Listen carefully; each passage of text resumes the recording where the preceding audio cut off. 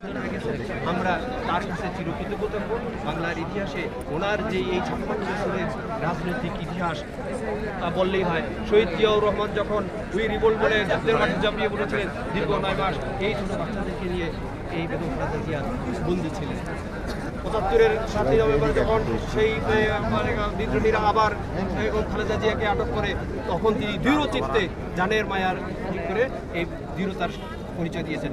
90-এর গণ আন্দোলনের রাজপথ থেকে শুরু করে জেল জুলুম অত্যাচার করে সেই ফ্যাসিস্টরা দেখেন রাতের আধারে স্বৈরাচারের সাথে আঘাত করে নির্বাচনে গিয়েছে। বেগম খালেদা জিয়া দেশ ও মানুষের মুক্তির আশায় ফ্যাসিস্টের সাথে যোগ দেন নেই। তিনি মাটি আঁকড়ে জনগণের সাথে থেকে যেই আপসীন নেতৃত্ব দিয়েছেন, এইটার জন্য তো চিরস্মরণীয় থাকবেন বাংলার ইতিহাসে, পুরা বিশ্বের ইতিহাসে।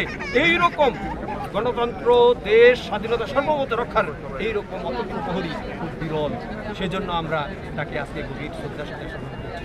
যেন আল্লাহ এই আলেমদের জন্য যেই অগ্রণী ভূমিকা রেখেছেন, আলেমদের অত্যাচার নির্যাতনের বিরুদ্ধে উনি যেই বলিষ্ঠ কণ্ঠস্বর হিসাবে প্রতিনিধিত্ব করেছেন। আপনারা এখনও দেখেন ফেসবুক ইয়েতে এখনও আসে যে এই আলেমদেরকে, শত শত আলেমদেরকে হত্যা করেছেন কোথায়।